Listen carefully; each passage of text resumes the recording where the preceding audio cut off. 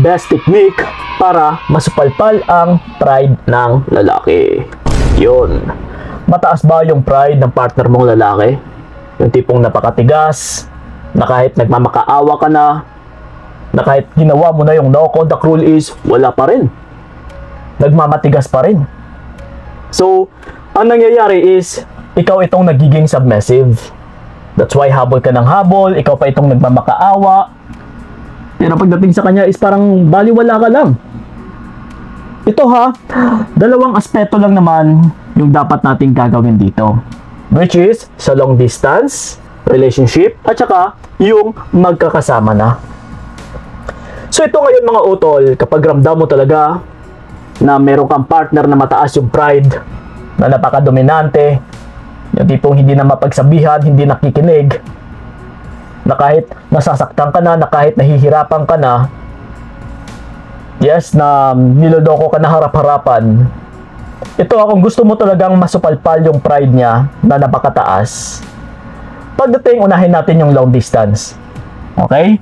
Pagdating sa LDR, wala kang ibang gagawin utol kundi mag no contact ng walang pasabi. Yung tipong bigla kang maglaho. Okay? In short is bigla kang mang-ghost or i-ghost mo siya. Kasi kahit gaano kataas yung pride ng partner mo na lalaki, yung tipong parang ang taas ng tingin niya sa kanyang sarili, is magtataka at saka magtataka talaga ito.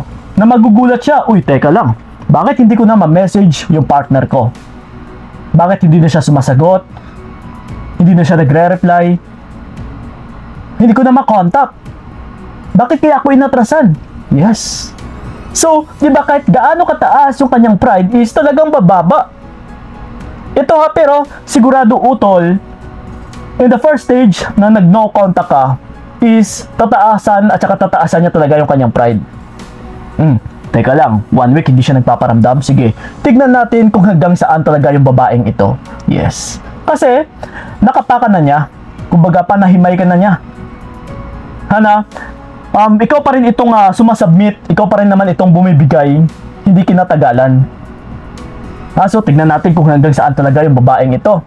Hindi naman darating ng isang buwan, maghahabol din naman ito, magpaparamdam din naman ito. Yes. So, pero ito na nga mga utol, kailangan is panindigan mo na. Kung umatras ka ng walang pasabi, hindi ka kumibo, o hindi mo na siya kinikibo, na hindi ka na nagpaalam, yes, darating ng isang buwan, magtataka po ito na bakit still, wala ka pa rin paramdam.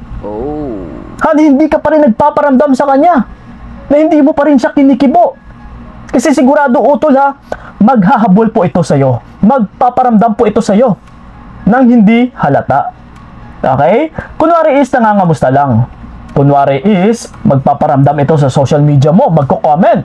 Kunwari is palagi itong magsisin sa mga stories mo. Magre-react. Yes?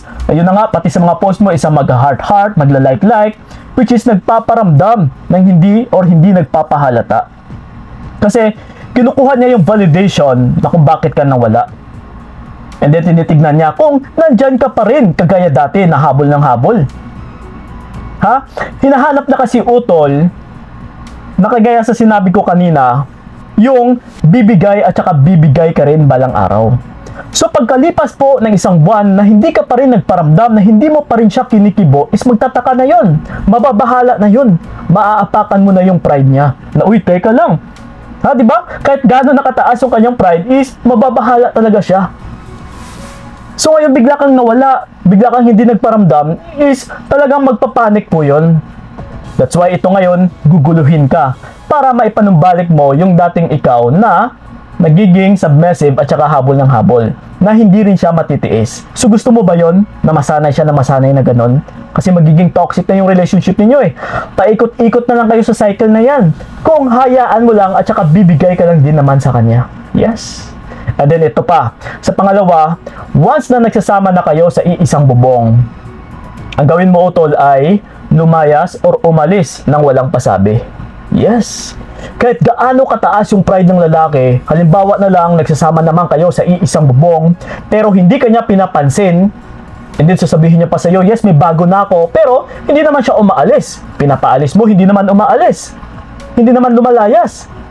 So ngayon, wala kayong ginagawa sa bahay kundi hindi kayo nagkikibuan. So di ba napakahirap ito sa situation mo? Na Kuya Kiko, ano yung gagawin ko? Hindi man lang ako makakilos dito sa bahay kasi nandito din naman siya, pero wala na kaming pakialamanan. Wala na nga siyang pakialam din sa akin eh. So ngayon, napakahirap kumilos kasi parang hindi naman maiwasan na mababantayan ko siya. Yes. So ito po ang gagawin mo. Mataas yung pride niya, yes, di ba? Na hindi ka hinahabol, na hindi ka niya kinikibo, hindi ka malang kinakausap. Kahit nagsasama na kayo sa isang bubong.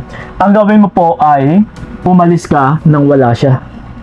Umatras ka talaga nang walang pasabi.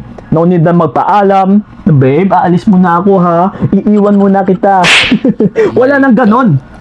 Kailangan is, yung tipong hindi ka niya matiktikan, na aalis ka. Kailangan is, yes, maglipit ka dyan ng patago, na hindi niya talaga malalaman utol. Nang hindi ka niya maaamoy na aalis ka. Yes.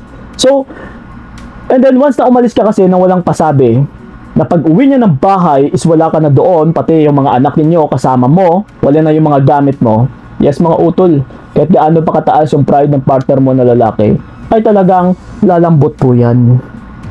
Ha? Nabong akala niya is makakaya niya na lahat-lahat. Like I said kanina, hindi siya nakikinig. Ha? Lahat na lang isang gusto niya, yung mangyari isang lahat ng sasabihin niya isusundin mo.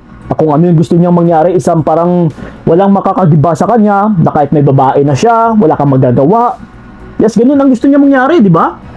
So ngayon, ito, gumawa ka ng actions, hana umatras ka talaga, pinanindigan mo, hana wala man lang ni hi ni ho, na babe, aalis na ako, kundi, pag uwi niya ng bahay, akala niya may dadatnan pa siya, na may sinasaing o may sasaing pa or may kanin pa dyan na nakasaing o may kanin or may ulam, ayan, may pagkain sa lamesa.